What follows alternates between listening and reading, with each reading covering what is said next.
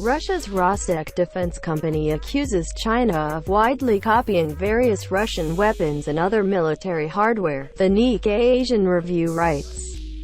Copying our equipment abroad without permission is a big problem.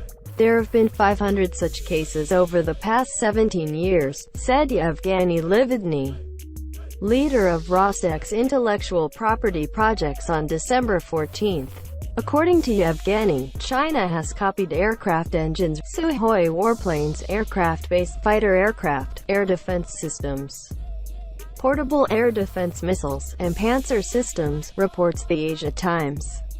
Rostec's complaint about the reverse engineering of China came at a time when arms trade between the two countries continued to develop. According to the Stockholm International Peace Research Institute, Russia was by far the largest Chinese arms supplier between 2014 and 2018, accounting for 70% of Beijing's weapons imports during that period, the report said. Even Russia's most sophisticated weaponry is not off-limits. Russia sold 6 of the S-400 anti-aircraft systems and 24 of Su-35 fighter jets to China in 2015 for US $5 billion. Although Moscow is angry over the theft of Beijing technology, it is unlikely to reduce arms exports to China in the near future. Geopolitical and economic interests give Russia a strong impetus to sell it and override fears of plagiarism of technology. It's always bad when someone copies your weapon without permission, said Andrei Frolov, editor-in-chief of the Arms Exports Journal.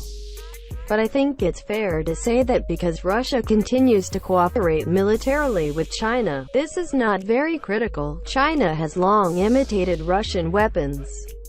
During the 1990s, China bought Su-27 fighter jets and S-300 missile systems.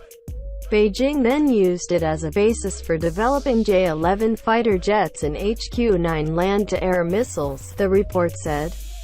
Such blatant reverse engineering makes many people worried about the Russian weapons industry, pushing Moscow to fight the theft, explained Vadim Kozyulin, director of the Asian Security Project at the PIR Center. Russia took several steps to stop the practice of plagiarism. For example, Russia insisted that China buy weapons in large quantities and not just buy a few samples, a sign that the weapons might be re-engineered. Russia also insisted on a guarantee against theft in its contract, and even tried to get royalties from copies of Russian weapons. But Kozyulin admitted that the action was not effective at all. We tried to overcome this problem in various ways, but to no avail, he said. Russia's concern over reverse engineering China contributed to the rapid decline in arms sales between the two countries in the mid-2000s. While China accounted for 60% of Russia's arms exports in 2005, the figure dropped to 8.7% in 2012. It was only after the Ukraine crisis in 2014 when Russia began to approach China after its alienation from the West. The arms trade and military cooperation between Moscow and Beijing increased again. Today Russia accepts theft of Chinese technology as an inevitable price from doing business with its southern neighbor, explained Vasily Kashin, a senior colleague at the Institute of Far Eastern Studies of the Russian Academy of Sciences. Theft of technology is a common problem for all companies doing business in China. But there has not been a case of reverse engineering that causes anyone to turn away from the Chinese market, the most valuable market in the world, he said. Kashin added that Russia now felt the theft of Chinese technology was not too threatening. He argued that even if Beijing succeeded in copying weapons, Russia would still maintain its technological superiority. It's impossible to copy some technology in a reasonable amount of time, Kashin said.